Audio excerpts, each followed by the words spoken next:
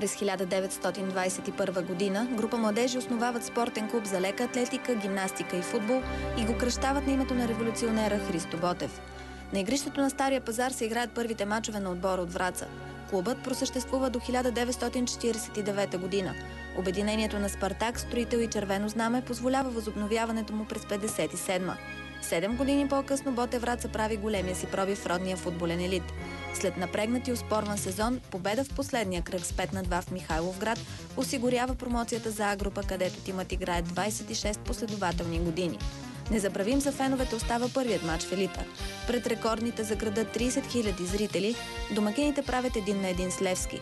269 победи, 171 равни и 348 загуби. С голова разлика 1001 на 1174. Това е равносметката от престоя на Ботев в А-група. Няма отбор, който да не е губил от тима от Враца. Най-големият успех е през 1971 година, когато тимът печели бронзовите медали в шампионата. Сред постиженията са и 3 полуфинала в турнира за Купата на Съветската армия.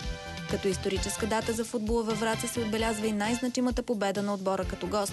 На 11 декември 1985 година на стадион Георги Аспарухов в София Ботев тотално надиграва шампионския тим на Левски и печели с 6-3.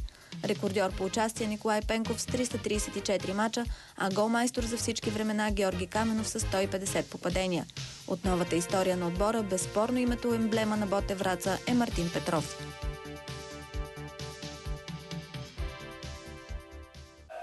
Днешният ден показа, че Враца живее с футбола, с победите и загубите на своя отбор. Празникът започна с поднасяне на венци пред паметника на Христо Ботев в центъра на града. Не само най-върлите запалянковци дойдоха, за да отчетат почет на патрона на любимия си клуб. Трябваше да бъдат издирени хора от преди 20, 30, 40 години.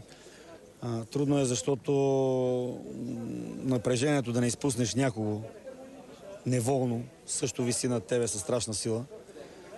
Трудно е, защото не може да се угоди на всички и все някой намира някакви недостатъци. Но мисля, че става един хубав празник. Именно възможността хората да видят отново събрани най-добрите футболисти на Ботев Враца бе най-хубавото в днешния празник. Врачанските футболисти винаги са били с ботевски дух и това е едно от предимствата. Мъжество, характер. Кой е момента, който винаги ще помните, който искате да си спомнят? В момента е мача с Витоша от София, когато вкарах 3 гола. Бихме 6-3. Ботев Враца винаги има место в А-група. И мало, и пак трябва да има.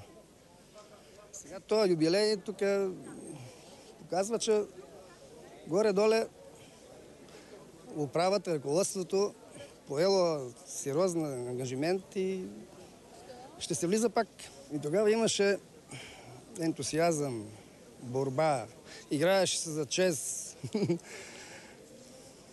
Значи за честта на града и хората ни обичаха, стадионите бяха пълни. Имаше колеги, които не сме се виждали поне 10 години и сега срещаме. От това по-голямо щастие няма.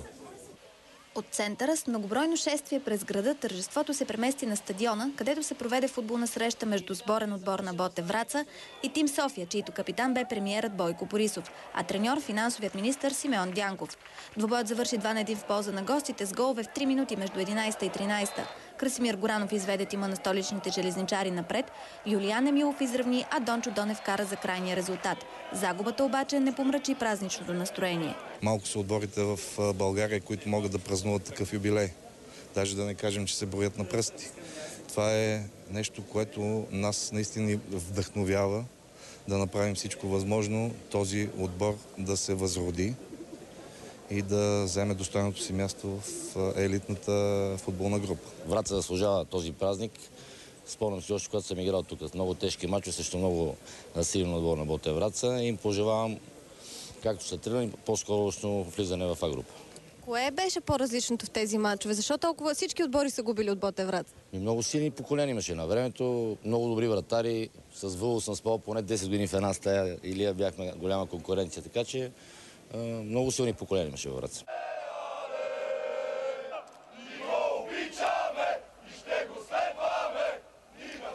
Ботев Враца на 90 години. А какво по-хубав подарък за юбилея от завръщане в А-група.